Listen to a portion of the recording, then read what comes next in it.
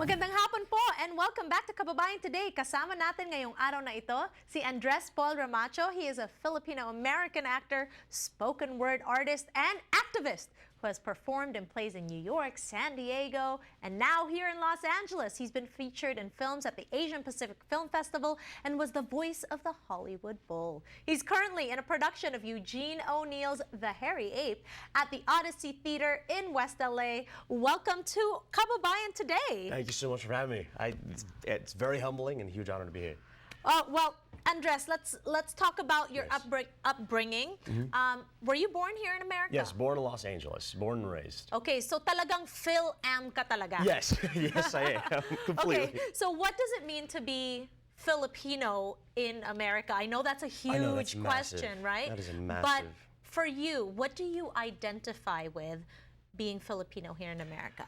Here in America, being Filipino is a very interesting thing because my folks, my parents, they're born in the Philippines. So you have the roots of that, you have the ideals and the traditions of that. And then having been raised in the US, you're given the American ideals and the American dream. So it's having one foot in one country and one foot in the other, and it's a balancing act of right. both. It's like you're vacillating on exactly. this boat, Exactly.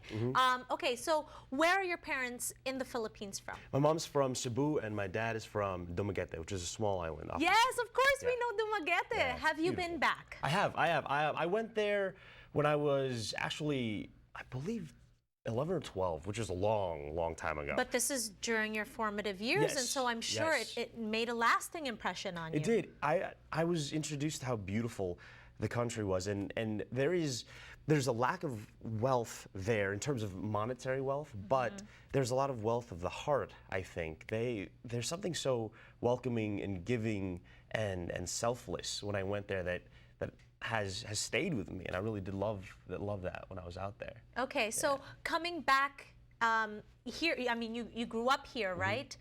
Were there a lot of Filipinos where you grew up?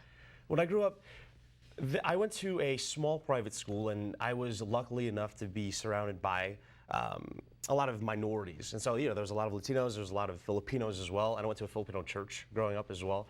But when I went to high school and then beyond that, it kind of trickled away. I found myself surrounded by more, I went to Loyola High School, and that's predominantly Caucasian high school. And then from there to university, I had mentioned this, that I would find myself being the only Filipino in the room. Right. And that was, it was jarring as soon as I realized that was happening.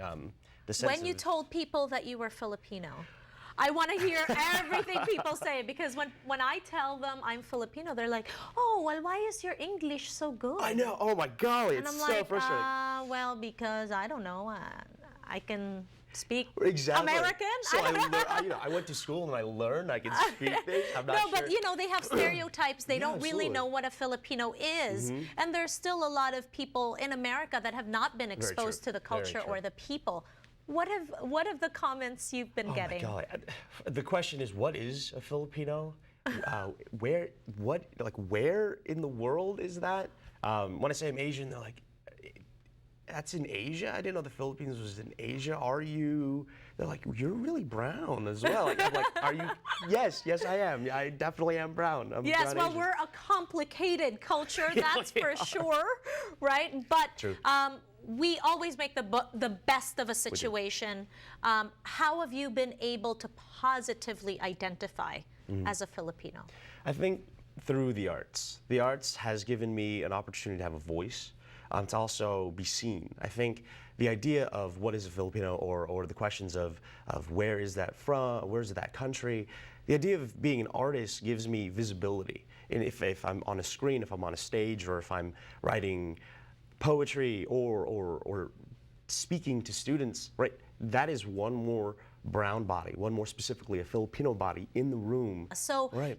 This is a very new landscape for for us artists, but there are lots of challenges that go along with that. It's difficult because of the unfamiliarity, because roles aren't written for us, because people don't know how to access this look, this culture, this being, and it can feel really distant. And you go in for roles that aren't yours. You go in for Latino roles. You go in for culturally ambiguous roles. Right. So when you get into that room to audition, you just have to bring it Exactly. and be the best, Exactly. so that they actually see like, oh, you know what? Even if this role is Latin or Yes, you yes. know ethnically ambiguous, this is right. This works. When we return, we're going to talk about why Andres decided to pursue the passion of performing arts. All right. We'll be right back. Right.